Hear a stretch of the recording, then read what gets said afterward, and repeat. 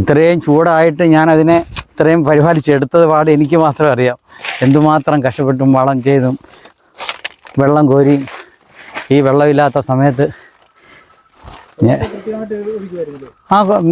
Last വന്നേ ഉള്ളൂ, കുറച്ച് ദിവസമേ ഉള്ളൂ വെള്ളം ഒഴിക്കും. ബാക്കിയെല്ലാം ഞാൻ ആൾക്കാരെ നിർത്തിയ വെള്ളം കോരുന്നത്. എനിക്ക് വയ്യാഞ്ഞിട്ട് പേര് ഞാൻ ഇപ്രാവശ്യം ആൾക്കാരെ ജോലിക്ക് നിർത്തിയാണ് വെള്ളം കോരിച്ചത്. 2 പെണ്ണുങ്ങളെ വൈകിട്ട് ജോലിക്ക് നിർത്തിയിട്ട് അവരെ കൊണ്ട് വെള്ളം കോരിക്കുന്നത്. എത്രയും ചെയ്തിട്ട് ഇങ്ങനെ ഒരു അനുഭവം വരുമ്പോൾ എന്തുമാത്രം പ്രയാസം ഉണ്ടാവും. ഇതിൻ്റെ അടുത്തൊരു പ്ലോട്ടിൽ ഇതുപോലെ ഒരു 65 മൂട് പോയെന്ന് പറയുന്നത് മോഹനൻ എന്ന് പറഞ്ഞ ഒരു വ്യക്തിയുടെ.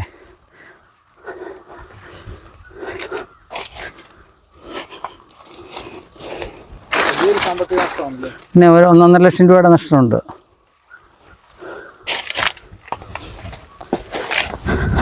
ഒന്നാമതേ വിലക്കുറവാണ്, അത് ശരിയാണ്. പക്ഷേ ഇതൊക്കെ ഇപ്പം നല്ല ഒരുവിധം വിലയായി വരുന്നതാണ്.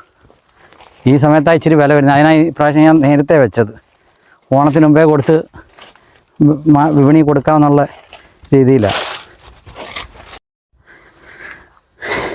ഇത് കണ്ടില്ലേ, നല്ല ഊക്കം കൊലയായിരുന്നു. എല്ലാം നല്ല മുട്ടൻ കൊലയും 5 പടല 6 പടല കൊലകളാണ് നിന്നതെല്ലാം.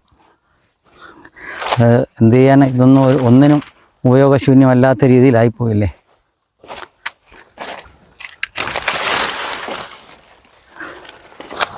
കിടക്കുന്നുണ്ടില്ലേ, എന്തോ മുട്ടൻ കൊലയാണ് കിടക്കുന്നത്.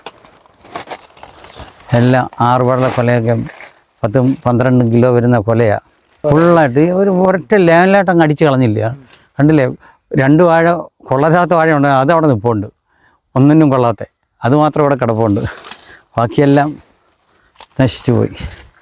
പിന്നെ എന്ത് കഷ്ടപ്പെട്ടെന്നാ ഓരോ വർഷവും എന്തുമാത്രം കഷ്ടപ്പെട്ടാണെന്നറിയോ. ഇത് കണ്ടില്ലേ, എൻ്റെ കായ ഇപ്പോഴേ കണ്ടോ, ഇതിൻ്റെ കായയുടെയൊക്കെ നീട്ടം കണ്ടോ, എന്താ മുട്ടൻ കൊലയാണെന്നറിയോ. ഇതൊക്കെ പോകാമെന്ന് പറയുന്നത് സങ്കടമുള്ള കാര്യമാണ്. നോക്കുമ്പോൾ തന്നെ സങ്കടമാണ്. ഞാൻ 7 വർഷമായിട്ട് ഞാൻ ഈ കൃഷിയുടെ ലൈനിലാണേ.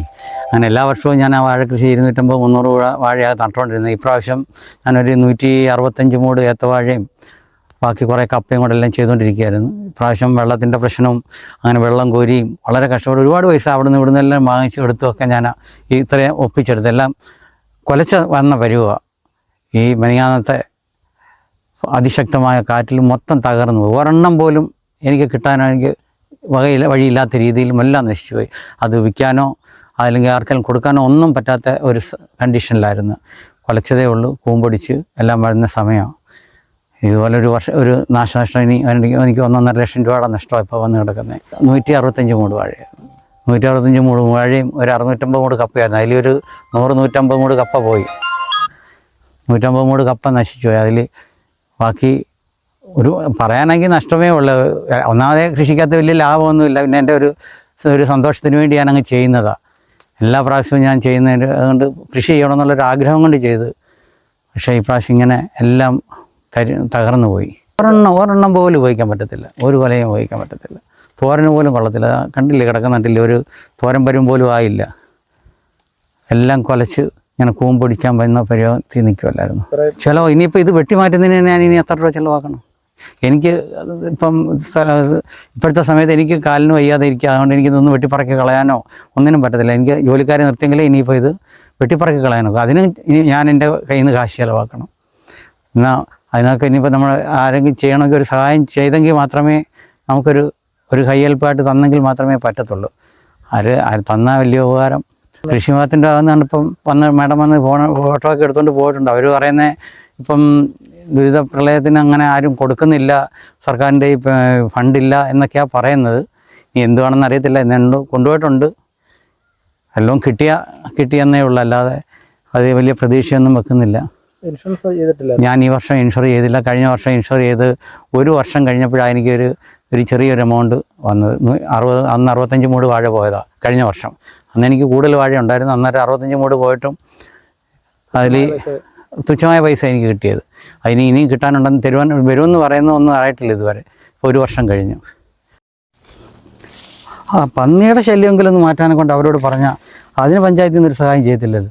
ആരെങ്കിലും ഞങ്ങൾ പറഞ്ഞാൽ വന്ന് കാണിച്ചു തരാം, ഞാൻ പന്നിയെ കാണിച്ചു തരാം, നിങ്ങൾ വെടിവെക്കാൻ ഉണ്ടെന്നൊക്കെ പറഞ്ഞ് അവർ ഭയങ്കര പരസ്യം ചെയ്തതാണ്. പഞ്ചായത്തിൽ നിന്ന് വെടിവെക്കാൻ ആൾ വരും. പക്ഷെ അവിടെ ചെന്ന് പഞ്ചായത്ത് മെമ്പറെ വിളിച്ച് പറഞ്ഞപ്പോൾ പറയാം അവർക്ക് ഫണ്ടില്ലെന്ന് അവർക്ക് കൊടുക്കാൻ. തന്നെ സംശയം എന്ത്? അടുത്ത് ആരെങ്കിലും ചെയ്യുന്നുണ്ടോ? ഇത് വലിപ്പം കണ്ടോ? ഈ റോബസ്റ്റയുടെ കൊല എന്ന് കണ്ടോ? ഇത് വിളഞ്ഞ് വന്നവർ 30-35 കിലോ കൊല വരണ്ടെന്നെയാണ്. എത്ര കായ ഒരു പടലെന്നത്. ഇതൊക്കെ പോകുന്ന പറയുന്നത് എന്ത് സങ്കടമാണെന്നറിയോ?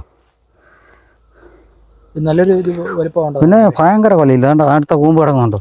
എന്തോ വലിപ്പമാണെന്ന് നോക്കാം കൂമ്പിന്. അത് എത്ര പടല വിരിയെന്നറിയോ? ഇതൊക്കെ എന്ന് പറഞ്ഞാൽ ഒരു 30 കിലോ 35 കിലോ ഒക്കെ വരുന്നതാണ് ഒരു കൊല. അവിടെ സൈഡിലോട്ട് ഇടിയാതെ. ഇവിടുത്തെ ഈ പിഴുതേക്കുന്നുണ്ടോ? ഇതെല്ലാം ഞാൻ ഇന്നലെ പിഴുത് കളഞ്ഞതാണ് കപ്പ. ചെറിയ ചെറിയ കപ്പ ഉണ്ടായിരുന്നു. അത് ഇന്നലെ പിന്നെ ഞാൻ കൊണ്ട് കൊടുത്തങ്ങ് വെച്ചിരുന്ന കേടായിപ്പോവും.